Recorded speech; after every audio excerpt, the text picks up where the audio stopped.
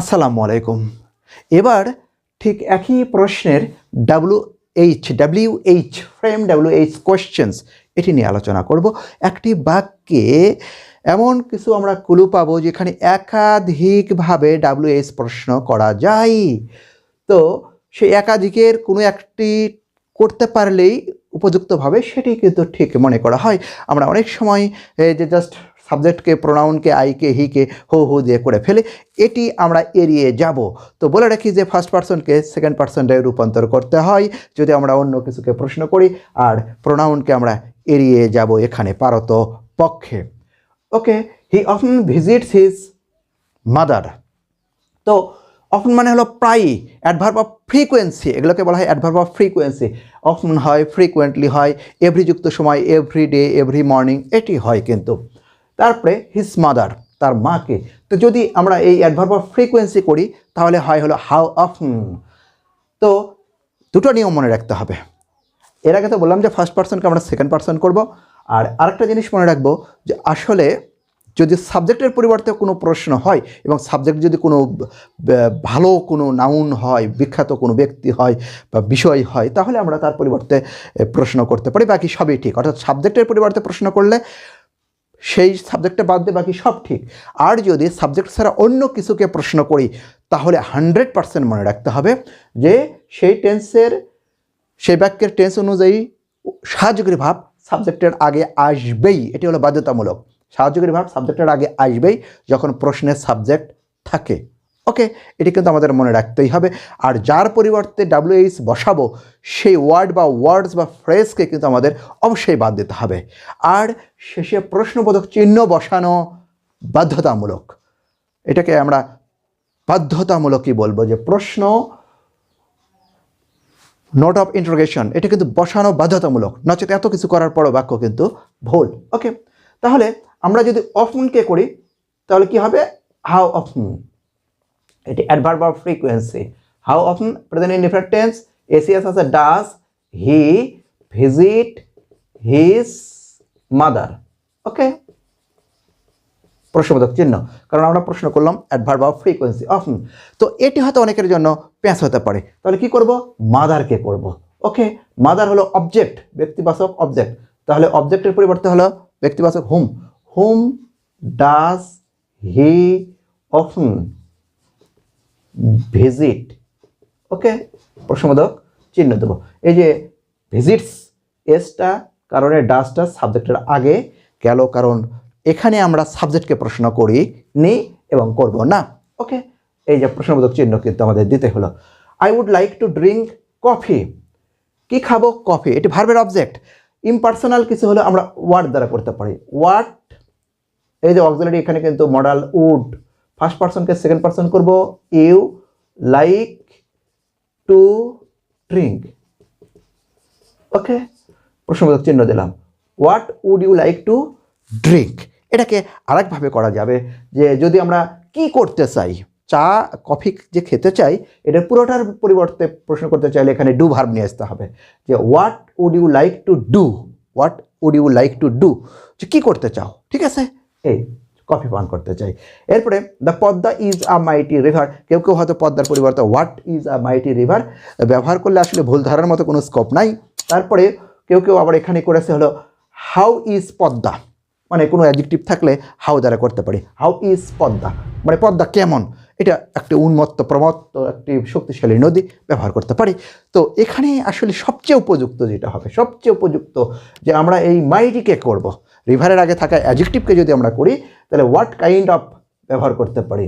What kind of river, যেহেতু subject আছে সুতরাং অক্সিলারি বা অক্সিলারির মতো যায় সেটা সাবজেক্টের আগে যাবে। Is the Padma. ওকে, এটি ব্যবহার করতে হবে। What kind of river is the Padma, Padma কী ধরনের নদী, এটি কিন্তু সবচেয়ে উপযুক্ত। তারপরে যেগুলো বললাম আসলে ভুল ধরার কোনো স্কোপ নাই। It will take an hour to reach our destination. Take an hour, 1 ঘন্টা লাগা, কোনো সময়ের সমষ্টি যদি লাগে, যেমন এখানে 1 ঘন্টা লাগবে, 3 ঘন্টা ধরে বৃষ্টি হচ্ছে, সকাল ধরে বৃষ্টি হচ্ছে, এরকম যদি আমরা এই সময়টাকে করি, সেন্স ফরযুক্ত সময় বা এই সময়, এটা কতক্ষণ লাগবে, এই সময়টাকে করতে চাইলে হাউ লং ব্যবহার করতে হবে। ওকে, তাহলে উত্তর হবে হাউ লং উইল, অক্সিলারি যেহেতু সাবজেক্ট থাকবে ইট, এটা কিন্তু আনতেই হবে, না হলে ভুল। ইট টেক, শুধু অ্যান আওয়ারটা বাদ গেল, টু রিচ, সিএইচ রিচ। এই যে ফার্স্ট পার্সনকে যদি আমরা সেকেন্ড পার্সন করি সবচেয়ে ভালো। কেউ কেউ যদি আওয়ার রাখি তাতে ভুল আসলে ধরার স্কোপ নাই। তো ইয়োর ডেস্টিনেশন, ডেস্টিনেশন, ওকে, প্রশ্নবোধক চিহ্ন। এখন যদি আমরা আওয়ার ডেস্টিনেশনকে, এটি একটা স্থান, তাহলে ওয়ার দ্বারা করতে পারি, যে where will it take an hour to reach. Where মানে হোয়ার, আসলে উচ্চারণ কিন্তু where, where will it take an hour to reach, কোথায় পৌঁছতে 1 ঘন্টা সময় লাগবে, an hour to reach, okay, ওটাও করতে পারি। এই যে দুইয়ের কোনো একটি, I am doing this for a reason, আমি এটি কোনো এক কারণে করছি। এখানে আমরা মনে রাখবো যে এই যে কারণের যে একটা বিষয় যদি ফর সহ থাকে, ফর সহ যদি আমরা করতে চাই তাহলে ওয়াই দ্বারা করা লাগবে। যেমন ওয়াই, এটা ফার্স্ট পার্সন সেকেন্ড পার্সন করব, তাহলে আর হবে why are you doing this, মনে রাখবো। ফার্স্ট পার্সন সেকেন্ড পার্সন করলাম, এর সঙ্গে আর হবে। আর ফর এ রিজন মানে একটা কারণে, পুরোটাকেই করার জন্য ওয়াই। আর যদি শুধু রিজনকে করি তাহলে এই রিজনকে করলে হোয়াট হবে, কিন্তু ফর পর্যন্ত লিখতে হবে, হোয়াট লিখে ফর পর্যন্ত লিখতে হবে। যেমন এখানে হবে হলো, আমি উত্তর করে দিচ্ছি, what are you doing this for. Word ব্যবহার করলে শুধু ওই বিষয়টা উঠে যাবে, কিন্তু ওয়ার্ড দ্বারা করে যদি ফরটা না লিখি তাহলে বাক্য কিন্তু ভুল, এটা মনে রাখবো। যেমন আমরা ব্যবহার করি যে Bogura is famous for cards or yogurt, মানে দইয়ের জন্য বিখ্যাত। তাহলে কার্ড বা ইয়োগার্টের পরিবর্তে যদি আমরা করি তাহলে ফর পর্যন্ত রাখলে what is Bogura famous for. আর যদি ফর সহ করি তাহলে ওয়াই ইজ বগুড়া ফেমাস, ওকে।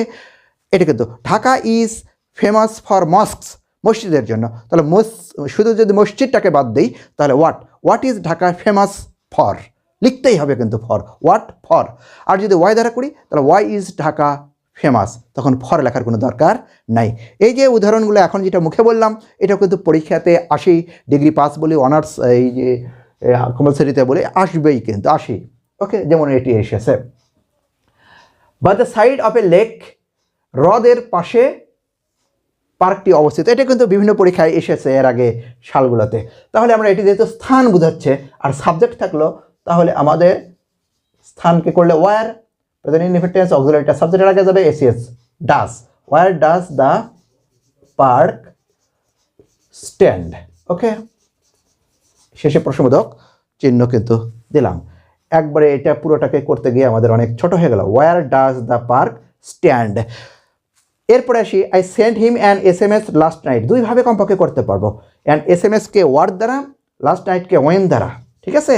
যে কোনো আমাদের একটি হলেই হবে, মনে রাখি। তাহলে এটাকে যদি করি হোয়াট, এটা পাস্ট ইনডেফিনিট কিন্তু ডিড আসবে, হোয়াট ডিড ইউ, মূল ভার্ব তখন present form, first person second person হলো, send him last night, okay, last night. What did you send him last night. আর লাস্ট নাইটকে করলে ওয়েন হবে, when did you send him an SMS, কখন তুমি তাকে SMS পাঠালে। তাহলে আমরা কি জানলাম, সাধারণত ফার্স্ট পার্সনকে সেকেন্ড পার্সন করব, ওকে। শেষে প্রশ্নবোধক চিহ্ন দেবই। আর যে দুটো মূলত নিয়ম, সাবজেক্টকে যদি প্রশ্ন করি, হোয়াট হোক, হু হোক বা আরও যাই সংশ্লিষ্ট হোক, তাহলে বাকি সব কিছু ঠিক থাকবে। আর যদি সাবজেক্ট ছাড়া অন্য কিছুকে প্রশ্ন করি তাহলে মনে রাখতে হবে সেই বাক্যের সেই টেন্স অনুযায়ী অক্সিলারিটা বা অক্সিলারি রিলেটেড যে ভার্বটা সেটা সাবজেক্টের আগে আসবেই, আনতে বাধ্য হতেই হবে, নচেত বাক্য ভুল হবে। এবং যে ওয়ার্ড বা ওয়ার্ডসের পরিবর্তে আমরা WH বসাবো সেটা খুব সুবিচক্ষণভাবে চিন্তা করে সেগুলো কিন্তু বাদ দিতে হবে, কারণ বেশিও বাদ দেওয়া যাবে না, কমও বাদ দেওয়া যাবে না। আর এটি জটিল কোনো বিষয় নয়, আশা করি বুঝতে পেরেছি। Thank you.